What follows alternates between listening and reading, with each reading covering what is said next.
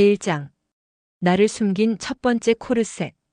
결혼 후에도 일을 놓지 않았던 건 어쩌면 내 삶의 가장 큰 자부심이었다.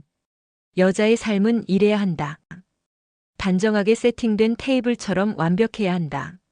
누가 가르쳐 준 적도 없는 이 이상한 규칙이 내 안에서 쇠사슬처럼 달그락거리고 있었다. 직장에서는 능력 있는 커리어 우먼으로 불렸고 집에서는 아이의 숙제를 꼼꼼히 챙기는 현명한 엄마가 되어야 했다. 그 두 개의 역할 사이에서 나는 정말이지 숨 쉴 틈 없는 고무줄처럼 늘어나 있었다. 첫 번째 코르셋을 조이던 손. 언제부터였을까? 내 손이 나 자신을 옥죄는데 가장 능숙해진 것이 결혼하고 아이를 낳으면서도 회사에 내 사정을 티내고 싶지 않았던, 아니 티내는 순간 내가 뒤처지거나 나약해 보일까봐 두려워했던 그 마음. 오전 7시. 아침 햇살이 창문을 비집고 들어올 때부터 내 몸은 이미 두 개의 시계를 돌리고 있었다.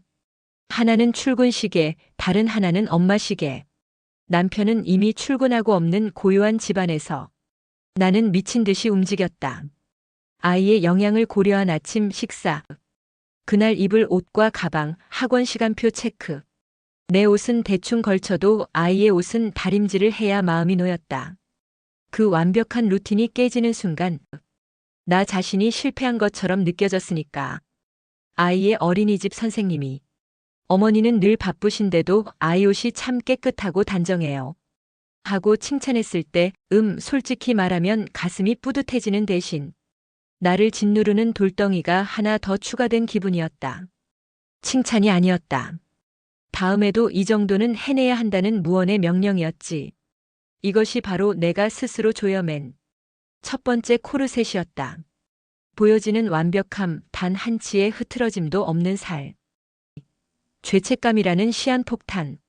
모든 일하는 엄마의 마음속에는 죄책감이라는 시한폭탄이 숨겨져 있다고 하더라. 나만 그런 건 아닐 테지 분명. 하지만 나는 유독 그 폭탄의 초침 소리를 크게 듣는 사람이었다. 회사에서 중요한 회의를 하다가도 문득 아이가 혼자 집에서 간식을 먹고 있을 모습이 떠오르면 가슴이 찢어질 듯 미안해졌다.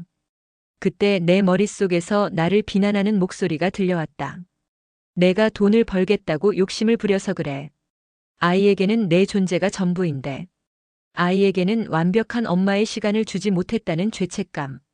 직장 상사에게는 완벽한 직원의 성과를 주지 못했다는 불안감. 그 두 가지 감정은 늘 나를 교차로에 세워두고 어느 쪽으로도 가지 못하게 발목을 잡았다.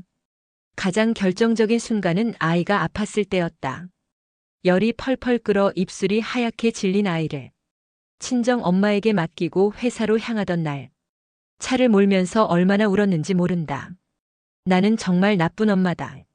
차라리 일을 그만두고 아이 곁에 있어야 하나. 하지만 이내 핸들을 꽉 잡고 눈물을 닦았다.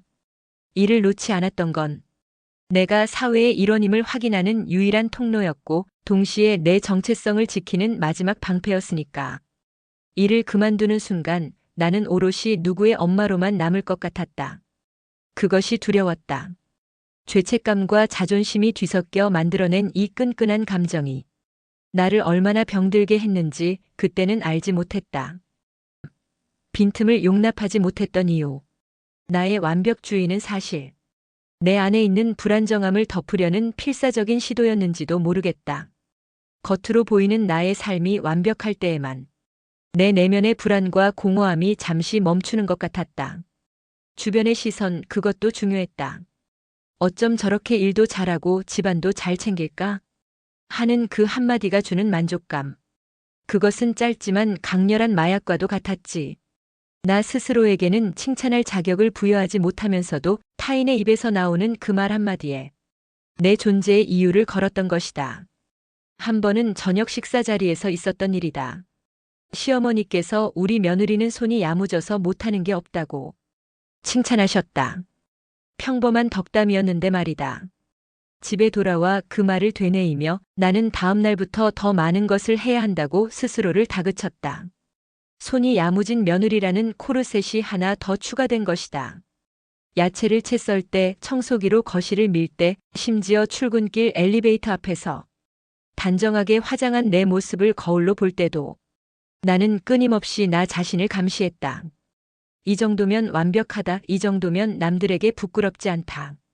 이런 자기 검열의 굴레 속에서 진짜 내 모습 흐트러지고 싶어하고 때로는 무너지고 싶어하는 인간적인 내 모습은 점점 더 깊은 곳으로 숨어 들어갔다. 그 빈틈을 용납하는 것은 곧 나의 실패를 인정하는 것과 같다고 여겼기 때문이다. 4. 나를 지키려던 나의 착각. 일을 열심히 하는 엄마들에게 늘 따라붙는 그림자가 있다. 바로 이기적이다라는 속삭임. 그 속삭임은 외부에서 오기도 하지만 가장 잔인하게는 내 안에서 울려 퍼졌다. 내가 이 일을 선택함으로써 아이에게서 빼앗은 시간, 남편에게서 빼앗은 휴식, 이 모든 것이 나의 이기심의 대가라고 생각했다. 그래서 나는 그 이기심을 상쇄하기 위해 2배, 3배로 더 완벽하게 행동해야 했다. 직장에서는 단 한 번도 실수하지 않는 로봇처럼, 집에서는 늘 웃고 있는 광고 속 엄마처럼. 아, 정말 힘들었다. 어느 날 저녁 온몸에 힘이 풀려 소파에 쓰러져 있는데 9살이던 딸아이가 조심스럽게 다가와 내 이마에 손을 얹으며 묻더라. 엄마, 혹시 내가 아픈 거야? 아픈 건 나였는데 딸아이는 내가 아픈 이유를 자기 자신에게서 찾고 있었다.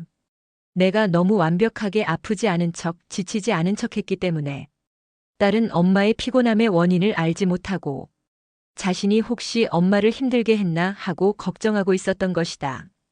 그 순간 나는 깨달았다.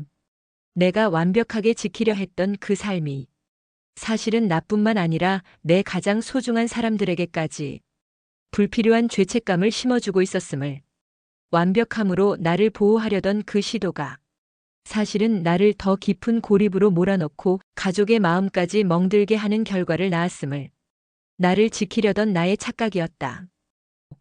코르셋을 풀어야 할 때 지금까지 우리는 너무나 많은 것을 해내려 애쓰며 살아왔다. 젊은 날의 패기였을 수도 있고 세상이 요구하는 여성의 역할이었을 수도 있고 혹은 나를 증명하고 싶었던 깊은 욕망이었을 수도 있다. 하지만 이제는 안다. 코르셋을 조이는 손이 결국 나 자신의 숨통을 조이고 있었다는 것을. 50대, 60대. 이 나이가 되어서야 비로소 내 삶의 가장 중요한 가치는 완벽이 아니라 편안함이어야 한다는 것을 마음 깊이 깨닫고 있다. 나는 더 이상 누구에게도 증명할 필요가 없다. 이미 충분히 열심히 살았고 수많은 굴곡진 날들을 용케도 잘 버텨왔다. 내 몸과 마음이 보내는 신호를 무시한 채 겉으로만 완벽한 척했던 그 시간들을 이제는 보내줘야 할 때다. 슈퍼우먼 코스프레는 끝났다. 나를 숨긴 첫 번째 코르셋을 이제 내 손으로 천천히 그리고 완전히 풀어 헤쳐야 한다. 그것이 바로 남은 삶을 오롯이 나의 것으로 채우는 첫걸음이 될 테니 어쩌면 당신도 나와 같았으리라. 지금도 여전히 손에 힘을 주고 스스로를 옥죄고 있지는 않은지 가만히, 아주 가만히 당신의 마음을 들여다볼 시간이 필요하다.